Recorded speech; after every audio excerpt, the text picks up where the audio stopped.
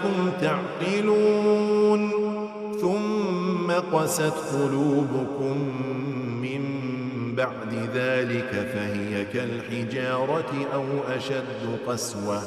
وإن من الحجارة لما يتفجر منه الأنهار وإن منها لما يشقق فيخرج منه الماء وإن منها لما يهبط من خشية الله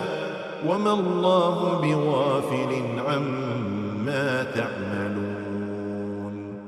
أفتطمعون أن يؤمنوا لكم وقد كان فريق منهم يسمعون كلام الله ثم يحرفونه من بعد ما عقلوه وهم يعلمون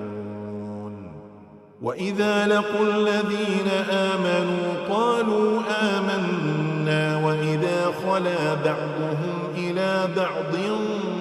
قالوا أتحدثونهم بما فتح الله عليكم ليحاجوكم به عند ربكم أفلا تعقلون أولا يعلمون أن الله يعلم ما يسرون وما يعلنون ومنهم أميون لا يعلمون الكتاب إلا أماني وإن هم إلا يظنون